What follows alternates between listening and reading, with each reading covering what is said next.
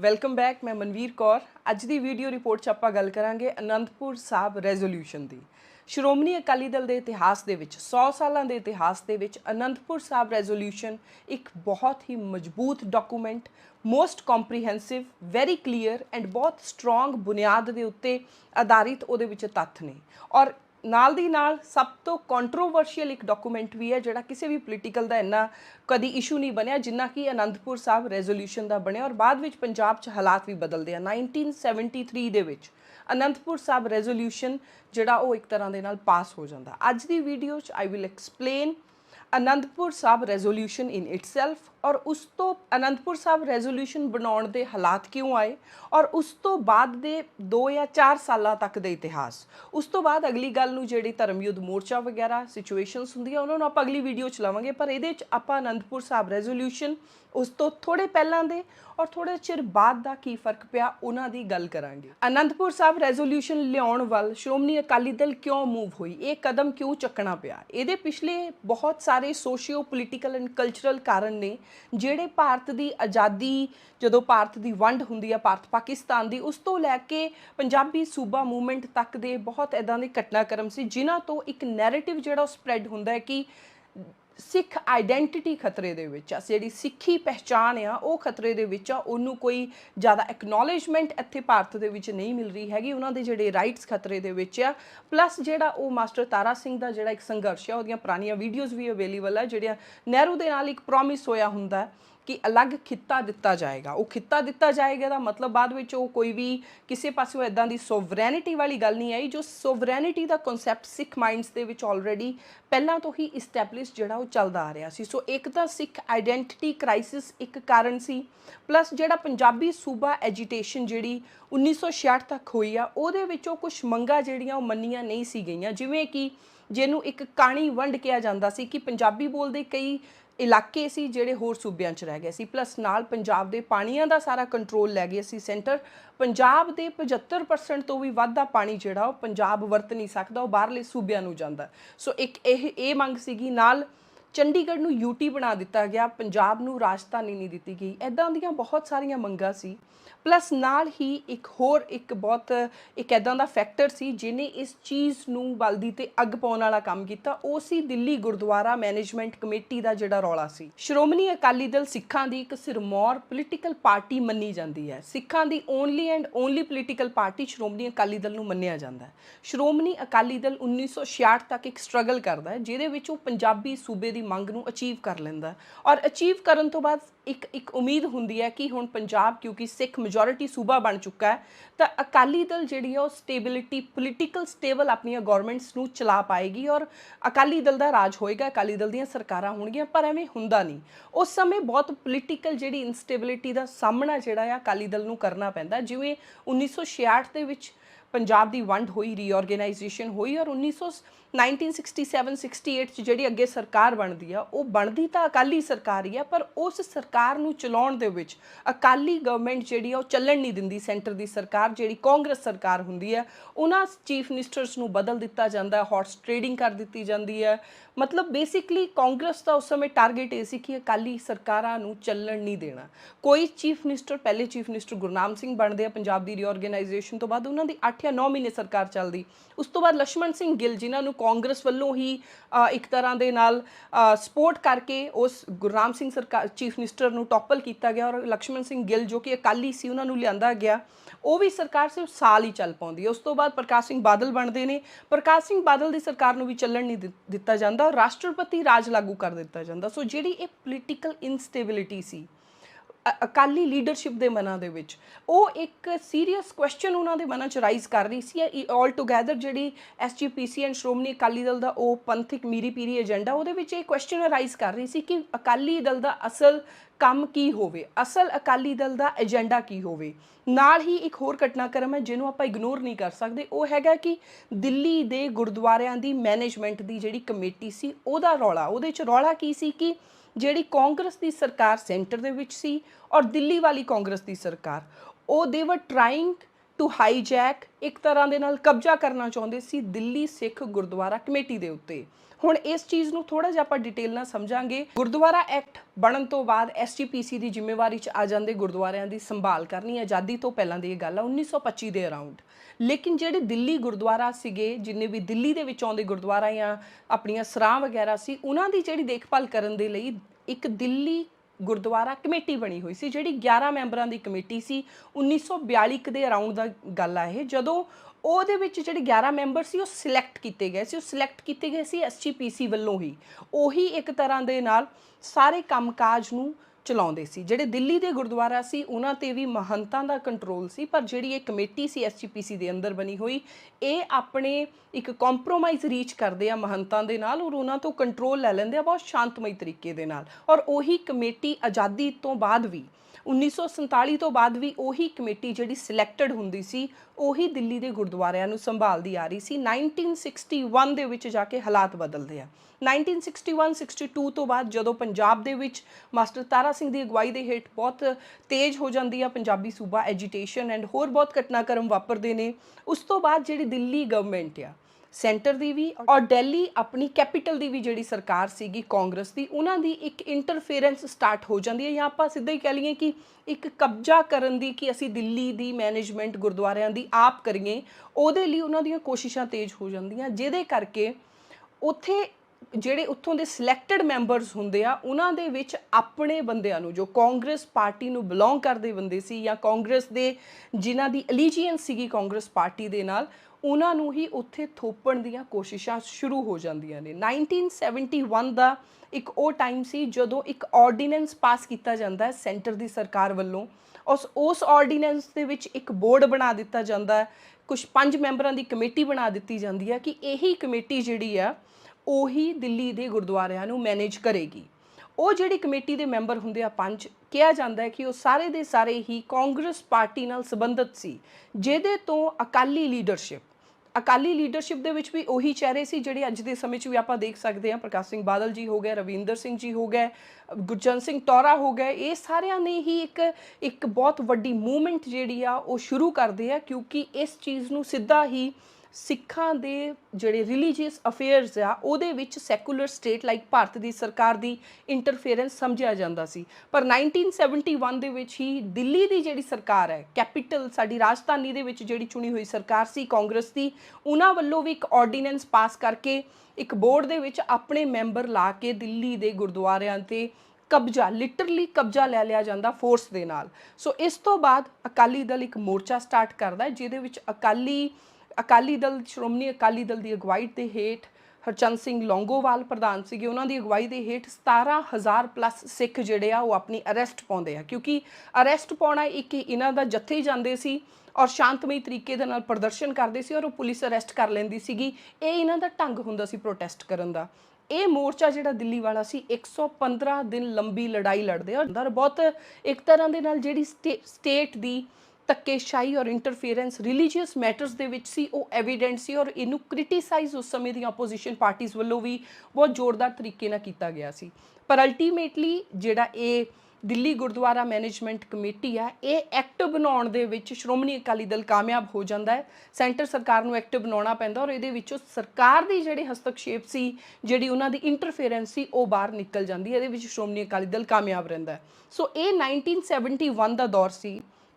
Plus 1971 ਤੱਕ ਨਾ ਹੀ ਕਾਂਗਰਸ ਨਾ ਹੀ ਅਕਾਲੀ ਦਲ ਪਾਰਟੀ ਪੰਜਾਬ ਦੇ ਵਿੱਚ ਸੈਟਲ ਹੋ ਰਹੀ ਸੀ ਪੋਲੀਟੀਕਲੀ, ਔਰ ਦਿੱਲੀ ਦੇ ਵਿੱਚ ਜੋ ਉਹਨਾਂ ਦਾ ਹਾਲ ਹੋਇਆ ਸੀ, ਇੱਕ ਉਹਨਾਂ ਨੂੰ ਰਿਅਲਾਈਜ਼ ਕਰਵਾਇਆ ਇਸ ਚੀਜ਼ ਨੇ ਕਿ ਬਹੁਤ ਚੀਜ਼ਾਂ ਨੇ ਸਿੱਖਾਂ ਦੇ ਨਾਲ ਜੁੜੇ ਹੋਏ, ਬਹੁਤ ਇਸ਼ੂ ਨੇ, ਬੇਸਿਕਲੀ ਸ਼੍ਰੋਮਣੀ ਅਕਾਲੀ ਦਲ ਦੇ ਨਾਲ ਜੁੜੇ ਹੋਏ ਬਹੁਤ ਇਸ਼ੂ ਨੇ, ਜਿਨ੍ਹਾਂ ਤੇ ਸ਼੍ਰੋਮਣੀ ਅਕਾਲੀ ਦਲ ਨੂੰ ਕਲੈਰਿਟੀ ਦੀ ਜ਼ਰੂਰਤ ਆ। ਇਸ ਮੌਕੇ ਤੱਕ ਸਿੱਖ ਲੀਡਰਸ਼ਿਪ ਜਿਹੜੀ ਸੀ ਉਹ ਭਾਰਤ ਦੇ ਸੰਵਿਧਾਨ ਦੇ ਅੰਦਰ ਕੁਛ ਇੱਦਾਂ ਦੀਆਂ ਮੱਦਾਂ ਸੀ ਜਿਨ੍ਹਾਂ ਤੇ ਸਵਾਲ ਚੱਕਣ ਲੱਗੀ ਸੀ, ਜਿਨ੍ਹਾਂ ਤੇ ਉਹਨਾਂ ਨੂੰ ਲੱਗਦਾ ਸੀ ਕਿ ਇਹ ਜਿਹੜਾ ਇੰਡੀਆ ਯੂਨੀਅਨ ਆਫ ਸਟੇਟਸ ਬਣਨਾ ਚਾਹੀਦਾ ਹੈ, ਉਹ ਅਸਲੀ ਢੰਗ ਦੇ ਨਾਲ ਪ੍ਰੈਕਟੀਕਲੀ ਹਜੇ ਬਣ ਨਹੀਂ ਪਾਇਆ। ਇੱਦਾਂ ਦੇ ਬਹੁਤ ਸਵਾਲ ਸੀ। ਪਲੱਸ ਜਿਹੜਾ ਸੈਂਟਰ ਸਰਕਾਰ ਦਾ ਐਟੀਟਿਊਡ ਜਿਹੜਾ ਸੀ ਉਹ ਮਾੜਾ ਸੀ ਸਿੱਖ ਲੀਡਰਸ ਦੇ ਪ੍ਰਤੀ, ਖਾਸ ਤੌਰ ਤੇ ਮੈਂ ਇੱਥੇ ਸਹੀ ਸ਼ਬਦ ਵਰਤਾਂ ਤਾਂ ਅਕਾਲੀ ਲੀਡਰਸ਼ਿਪ ਦੇ ਪ੍ਰਤੀ, ਜਿਸ ਤੋਂ ਬਾਅਦ ਅਕਾਲੀ ਦਲ ਇੱਕ ਆਪਣਾ ਇਹ ਨੈਰੇਟਿਵ ਕਿ ਉਹਨਾਂ ਦਾ ਆਈਡੀਆ ਡਿਵੈਲਪ ਹੁੰਦਾ ਹੈ ਉਹਨਾਂ ਦਾ ਕਿ ਜਿਹੜਾ ਕਨਸਟੀਟਿਊਸ਼ਨ ਹੈ ਇਹ ਥੋਪਿਆ ਗਿਆ ਸਾਡੇ ਤੇ, ਔਰ ਇਸ ਕਨਸਟੀਟਿਊਸ਼ਨ 'ਚ ਕਈ ਥਾਵਾਂ ਤੇ ਬਦਲਾਵ ਚੇਂਜ ਜਿਹੜੇ ਉਹ ਕਰਨ ਦੀ ਜ਼ਰੂਰਤ ਹੈ। ਇਸੇ ਤਰ੍ਹਾਂ ਅਕਾਲੀ ਲੀਡਰਸ਼ਿਪ ਨੂੰ ਆਪਣੇ ਉੱਪਰ ਵੀ ਕਈ ਸਵਾਲ ਖੜੇ ਹੁੰਦੇ ਨੇ, ਔਰ ਇਸੇ ਕਰਕੇ ਅਕਾਲੀ ਲੀਡਰਸ਼ਿਪ ਆਪਣਾ ਇੱਕ ਪੰਥਕ ਪ੍ਰੋਗਰਾਮ ਜਾਂ ਆਪਣਾ ਇੱਕ ਅਕਾਲੀ ਦਲ ਦਾ ਮੇਨ ਮੈਨੀਫੈਸਟੋ ਕੀ ਹੋਵੇ ਜਾਂ ਅਕਾਲੀ ਦਲ ਦਾ ਪਾਰਟੀ ਪ੍ਰੋਗਰਾਮ ਕੀ ਹੋਵੇ ਉਹਨੂੰ ਡਿਸਾਈਡ ਕਰਨ ਦੀਆਂ ਕੋਸ਼ਿਸ਼ਾਂ ਕਰਦੀ ਆ। ਔਰ ਇਸੇ ਕੋਸ਼ਿਸ਼ਾਂ ਦੇ ਵਿੱਚ 1972 ਦੇ ਵਿੱਚ ਅਕਾਲੀ ਦਲ ਦੀ ਜਿਹੜੀ ਵਰਕਿੰਗ ਕਮੇਟੀ ਆ ਉਹ ਇੱਕ ਸਬ ਕਮੇਟੀ ਬਣਾਉਂਦੀ ਆ, ਔਰ ਉਸ ਸਬ ਕਮੇਟੀ ਦੇ ਵਿੱਚ 11 ਮੈਂਬਰ ਜਾਂ ਕਈ ਰਿਪੋਰਟਸ ਕਹਿੰਦੀਆਂ 12 ਮੈਂਬਰ ਸੀ, ਇਨਕਲੂਡਿੰਗ ਸੁਰਜੀਤ ਸਿੰਘ ਬਰਨਾਲਾ ਹੋ ਗਿਆ, ਕਪੂਰ ਸਿੰਘ ਹੋ ਗਿਆ, ਇਸ ਤੋਂ ਇਲਾਵਾ ਬਲਵੰਤ ਸਿੰਘ ਹੋ ਗਿਆ, ਹੋਰ ਬਹੁਤ ਪ੍ਰੋਮੀਨੈਂਟ ਲੀਡਰ ਜਿਹੜੇ ਉਸ ਸਮੇਂ ਦੇ ਸੀ। ਉਹ ਲੀਡਰਸ ਆਪਣੀ ਉਹਨਾਂ ਨੂੰ ਇੱਕ ਜ਼ਿੰਮੇਵਾਰੀ ਦਿੱਤੀ ਜਾਂਦੀ ਹੈ ਕਿ ਉਹ ਇੱਕ ਰਿਪੋਰਟ ਸਬਮਿਟ ਕਰਨ ਜਿਹੜਾ ਇਹ ਅਕਾਲੀ ਦਲ ਦਾ ਪਾਰਟੀ ਪ੍ਰੋਗਰਾਮ ਹੋਵੇ, ਬੇਸਿਕਲੀ ਉਹ ਪਾਰਟੀ ਦਾ ਮੈਨੀਫੈਸਟੋ ਹੋਵੇ ਜਿਹਦੇ ਵਿੱਚ ਹਰ ਇੱਕ ਚੀਜ਼ ਨੂੰ ਪਰਿਭਾਸ਼ਿਤ ਕੀਤਾ ਗਿਆ ਹੋਵੇ।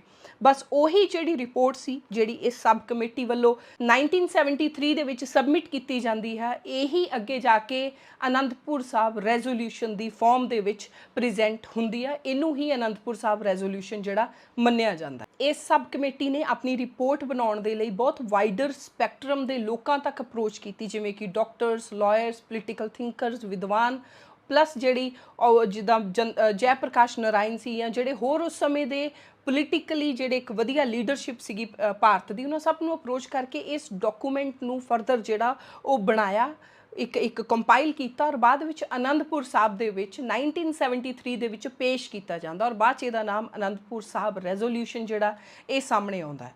ਹੁਣ ਆਪਾਂ ਗੱਲ ਕਰਦੇ ਹਾਂ ਕਿ ਅਨੰਦਪੁਰ ਸਾਹਿਬ ਰੈਜ਼ੋਲੂਸ਼ਨ ਨੂੰ ਇੱਕ ਬੜਾ ਸਟਰੋਂਗ ਡਾਕੂਮੈਂਟ ਕਿਉਂ ਕਿਹਾ ਜਾਂਦਾ ਹੈ, ਇਹਦੇ ਵਿੱਚ ਕੀ ਪੁਆਇੰਟ ਸੀ। ਅਨੰਦਪੁਰ ਸਾਹਿਬ ਰੈਜ਼ੋਲੂਸ਼ਨ ਦੇ ਵਿੱਚ ਸਭ ਤੋਂ ਪਹਿਲਾਂ ਤਾਂ ਮੈਂ ਦੱਸਿਆ ਪਹਿਲਾਂ ਵੀ ਕਿ ਅਕਾਲੀ ਦਲ ਦਾ ਮੇਨ ਪੋਲੀਟੀਕਲ ਉਹਨਾਂ ਦਾ ਪ੍ਰੋਗਰਾਮ ਕੀ ਹੋਏਗਾ, ਉਹਨਾਂ ਦਾ ਪੋਲੀਟੀਕਲ ਮੈਨੀਫੈਸਟੋ ਕੀ ਹੋਏਗਾ, ਉਹ ਡਿਸਾਈਡ ਹੋਇਆ ਇਹਦੇ ਵਿੱਚ, ਜੋ ਕਿ ਬਹੁਤ ਕਲੀਅਰ ਐਂਡ ਬਹੁਤ ਮਜ਼ਬੂਤ ਸੀ। ਇਹ ਜਿਹੜਾ ਇੱਕ ਡਾਕੂਮੈਂਟ ਸੀ ਇਹ ਪੋਲੀਟੀਕਲ ਵੀ ਸੀ, ਇਹ ਰਿਲੀਜੀਅਸ ਵੀ ਸੀ, ਇਕਨੋਮਿਕ ਵੀ ਸੀ, ਖੇਤੀਬਾੜੀ ਨਾਲ ਜੁੜੇ ਹੋਏ ਹੋਰ ਇਹ ਸਾਰੇ ਸੋਸ਼ਲ ਮੁੱਦੇ, ਹਰ ਇੱਕ ਮੁੱਦੇ ਨੂੰ ਇਹਦੇ ਵਿੱਚ ਬਹੁਤ ਸਹੀ ਤਰੀਕੇ ਦੇ ਨਾਲ ਐਡਰੈਸ ਕੀਤਾ ਗਿਆ ਸੀ। ਹੁਣ ਆਪਾਂ ਸਮਝਦੇ ਹਾਂ ਕਿ ਇਹਦੇ ਵਿੱਚ ਮੇਨ ਪੁਆਇੰਟਸ ਕੀ ਸੀ, ਔਰ ਬਾਅਦ ਅੱਗੇ ਆਪਾਂ ਗੱਲ ਕਰਾਂਗੇ ਕਿ ਅਨੰਦਪੁਰ ਸਾਹਿਬ ਰੈਜ਼ੋਲੂਸ਼ਨ ਦੇ ਨਾਲ ਕੰਟਰੋਵਰਸੀਜ਼ ਕਿਹੜੀਆਂ ਜੁੜੀਆਂ। ਅਨੰਦਪੁਰ ਸਾਹਿਬ ਰੈਜ਼ੋਲੂਸ਼ਨ ਦੇ ਕਈ ਡਾਕੂਮੈਂਟ ਮੌਜੂਦ ਨੇ। ਅਨੰਦਪੁਰ ਸਾਹਿਬ ਰੈਜ਼ੋਲੂਸ਼ਨ ਦੇ ਜਿਹੜੀ ਵਿਚਲੀ ਭਾਸ਼ਾ ਸੀ, ਜਿਹੜੀਆਂ ਸਟੇਟਮੈਂਟਾਂ ਸੀ, ਉਹਨਾਂ ਨੂੰ ਸਮੇਂ-ਸਮੇਂ ਤੇ ਬਦਲਿਆ ਵੀ ਗਿਆ, ਜਿਹੜਾ ਬਾਅਦ ਵਿੱਚ ਇੱਕ ਲੰਬਾ ਸੰਘਰਸ਼ ਹੁੰਦਾ ਹੈ।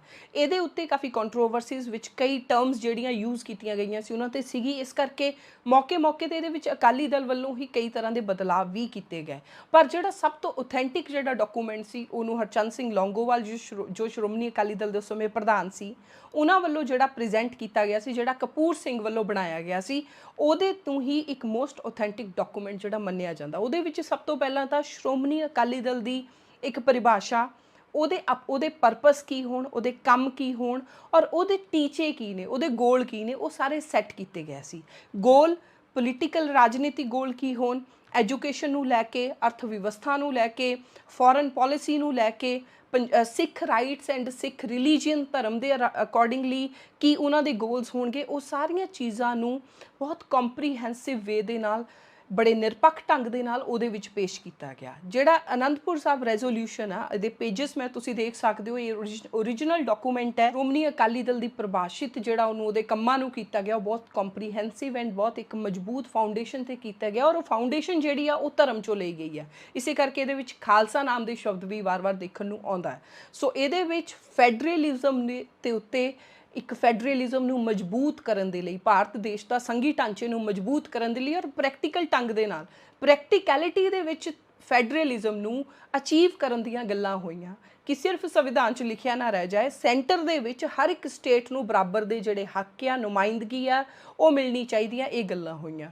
ਇਹਦੇ ਵਿੱਚ ਖੇਤੀਬਾੜੀ ਸੈਕਟਰ ਨੂੰ ਲੈ ਕੇ ਵੀ ਪ੍ਰੋਪਰ ਦੱਸਿਆ ਗਿਆ ਹੈ ਕਿ ਖੇਤੀ ਦੇ ਉੱਤੇ ਵੀ ਜਿਹੜੀ ਡਿਸਾਈਡ ਹੋਵੇ, ਜਿਹੜੀ ਖੇਤੀ ਦੀ ਲਾਗਤ ਜਾਂ ਜਿਹੜੀ ਇਹਨਾਂ ਨੂੰ ਉਸ ਤੋਂ ਬਾਅਦ ਪ੍ਰੋਫਿਟ ਆਉਣਾ ਆ, ਕੀਮਤ ਹੋਣੀ ਆ ਫਸਲ ਦੀ, ਇਹ ਸਵਾਲ ਚੱਕੇ ਗਏ। ਮਜ਼ਦੂਰਾਂ ਦੀ ਵੀ ਕਿਤੇ ਗੱਲ ਹੋਈ ਹੈ ਇਹਦੇ ਵਿੱਚ, ਐਜੂਕੇਸ਼ਨ ਦੀ ਵੀ ਗੱਲ ਹੋਈ, ਧਰਮ ਪ੍ਰਚਾਰ ਦੀਆਂ ਗੱਲਾਂ ਹੋਈਆਂ, ਫੋਰਨ ਪੋਲਿਸੀ ਦੀਆਂ ਵੀ ਗੱਲਾਂ ਹੋਈਆਂ ਕਿ ਜਿਹੜਾ India the relationship with other states like other neighbouring countries like ਇੱਥੇ ਐਗਜ਼ਾਮਪਲ ਤਾਂ ਪਾਕਿਸਤਾਨ ਦੀ ਹੀ, ਵੈਸੇ ਨਾਮ ਤਾਂ ਨਹੀਂ ਲਿਆ ਗਿਆ ਬਟ ਇਹ ਇੰਡੀਕੇਸ਼ਨ ਪਾਕਿਸਤਾਨ ਵਾਲੀ ਸੀ ਕਿ ਇੱਕ ਵਧੀਆ ਰਿਲੇਸ਼ਨਸ਼ਿਪ ਹੋਣਾ ਚਾਹੀਦਾ।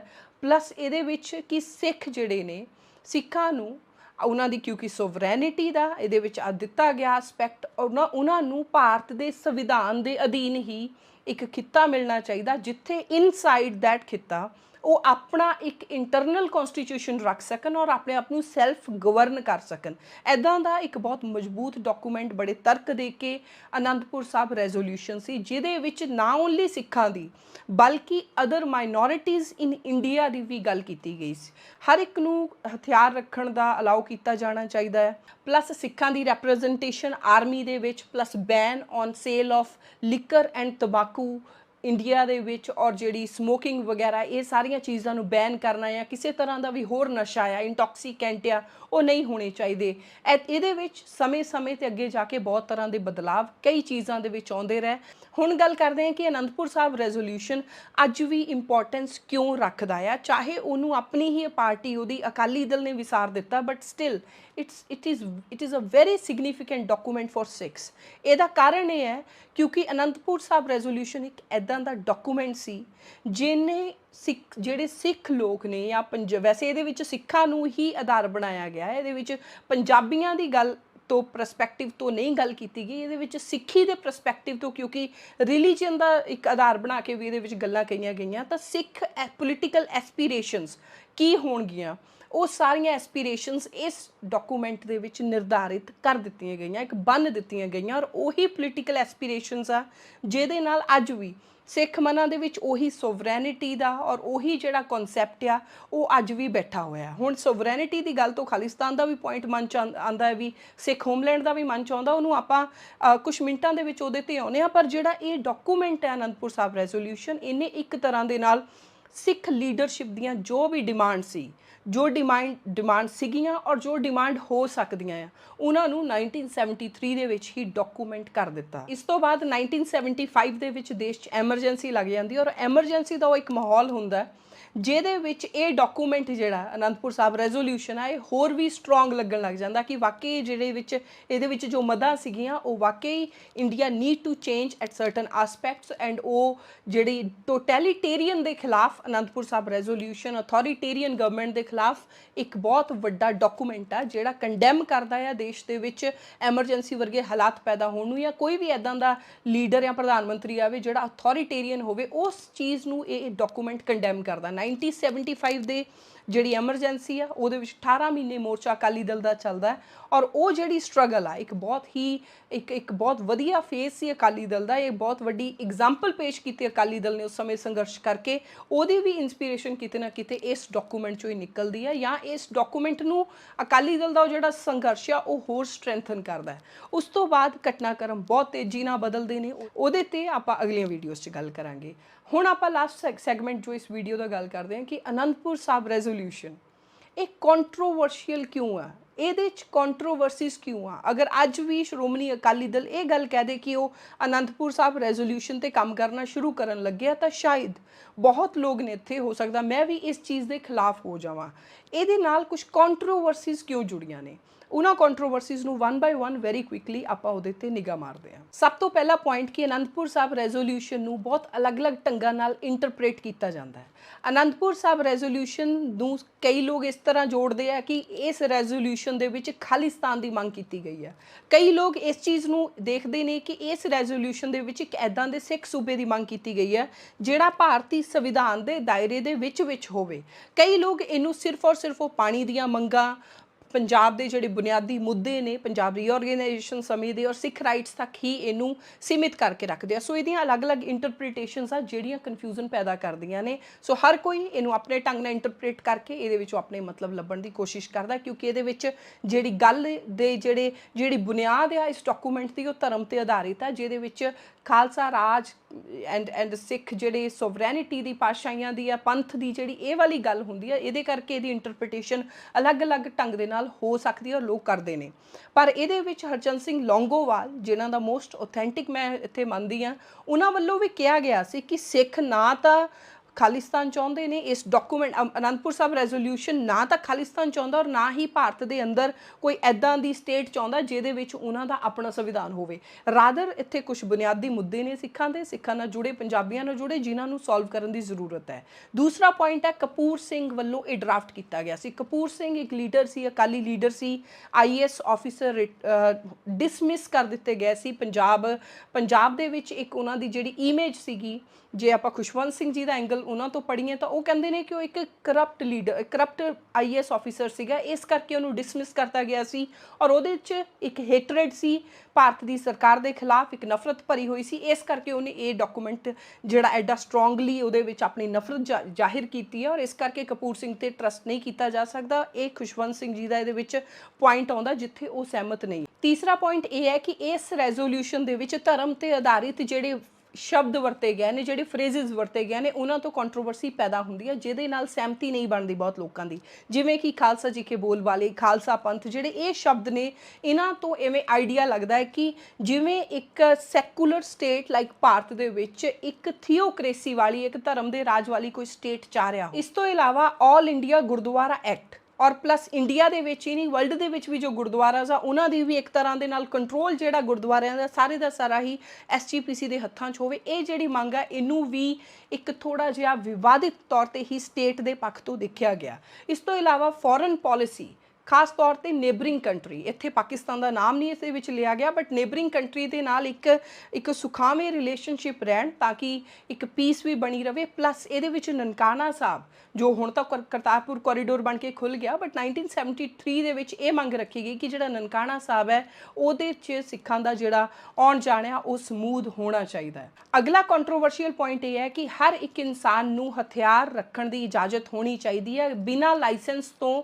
ਪਰਮਿਸ਼ਨ ਹੋਣੀ ਚਾਹੀਦੀ ਹੈ ਕਿ ਬਿਨਾਂ ਲਾਇਸੈਂਸ ਤੋਂ ਹਥਿਆਰ ਰੱਖ ਸਕਣ। ਸਿਰਫ ਹਥਿਆਰ ਦੀ ਰਜਿਸਟ੍ਰੇਸ਼ਨ ਕਰਾਓ ਔਰ ਇੱਕ ਤਰ੍ਹਾਂ ਉਹ ਅਮਰੀਕਾ ਵਾਲਾ ਸਿਸਟਮ ਹੈ ਕਿ ਹਰ ਇੱਕ ਨੂੰ ਹਥਿਆਰ ਰੱਖਣ ਦੀ ਜ਼ਰੂਰਤ ਅਲਾਓ ਕਰਨਾ ਚਾਹੀਦਾ ਆ, ਇਹ ਇੱਕ ਰਾਈਟ ਹੋਣਾ ਚਾਹੀਦਾ ਲੋਕਾਂ ਦਾ। ਪਲੱਸ ਇਹਦੇ ਵਿੱਚ ਐਗਰੀਕਲਚਰ ਤੇ ਵੀ ਗੱਲ ਕੀਤੀ ਗਈ, ਐਗਰੀਕਲਚਰ ਤੇ ਵੀ ਸੈਂਟਰ ਤੋਂ ਮੰਗ ਰੱਖੀ ਗਈ, ਪਰ ਐਗਰੀਕਲਚਰ ਇਨ ਇਟਸੈਲਫ ਇੱਕ ਸਟੇਟ ਦਾ ਸਬਜੈਕਟ ਹੈ, ਸਟੇਟ ਤੈਅ ਕਰਦਾ ਹੈ ਐਗਰੀਕਲਚਰ ਦੇ ਉੱਤੇ। ਕਿਉਂਕਿ ਕਿਸਾਨ ਅੰਦੋਲਨ ਸ਼ੁਰੂ ਹੋਇਆ ਉਹਦੇ ਵਿੱਚ ਵੀ ਆਪਾਂ ਇਹੀ ਰੌਲਾ ਸੀ ਇੱਕ ਕਿ ਜਿਹੜਾ ਖੇਤੀਬਾੜੀ ਹੈ ਸਟੇਟ ਸਬਜੈਕਟ ਆ, ਸੋ ਸੈਂਟਰ ਤੋਂ ਇਹ ਡਿਮਾਂਡਾਂ ਕਰਨੀਆਂ, ਉਹਦੇ ਵਿੱਚ ਫਿਰ ਇੱਥੇ ਆ ਕੇ ਕੰਟਰੋਵਰਸੀ ਇੱਕ ਜਿਹੜੀ ਆ ਉਹ ਲੌਜੀਕਲੀ ਬਣਦੀ ਹੈ। ਪਾਣੀਆਂ ਦੀ ਵੰਡ ਦੇ ਉੱਤੇ ਅਕਾਲੀ ਦਲ ਦਾ ਕੋਈ ਵੀ ਠੋਸ ਪਲਾਨ ਜਿਹੜਾ ਸੀ ਇਹਦੇ ਵਿੱਚ ਅਨੰਦਪੁਰ ਸਾਹਿਬ ਰੈਜ਼ੋਲੂਸ਼ਨ ਦੇ ਵਿੱਚ ਨਹੀਂ ਹੈਗਾ। ਸਿਰਫ ਰੌਲੇ ਜ਼ਰੂਰ ਇਹ ਦੱਸਿਆ ਗਿਆ ਕਿ ਸਿੱਖਾਂ ਤੋਂ ਜਾਂ ਪੰਜਾਬ ਤੋਂ ਜਿਹੜੇ ਹੱਕ ਖੋਲੇ ਗਏ ਨੇ, ਰਾਈਪੇਰੀਅਨ ਸਿਧਾਂਤਾਂ ਦੇ ਖਿਲਾਫ ਜਾ ਕੇ ਸੈਂਟਰ ਨੇ ਫੈਸਲਾ ਲਿਆ, ਪਰ ਜੇਕਰ ਪੰਜਾਬ ਦੇ ਉਹ ਹੱਕ ਵਾਪਿਸ ਆ ਜਾਣ ਤਾਂ ਪਾਣੀ ਜਿਹੜਾ ਪੰਜਾਬ ਦਾ ਉਹ ਕਿਵੇਂ ਵੰਡਿਆ ਜਾਏਗਾ, ਉੱਦਾਂ ਦੇ ਪਲਾਨ ਇਹਦੇ ਵਿੱਚ ਪ੍ਰੈਕਟੀਕਲੀ ਨਹੀਂ ਹੈਗੇ।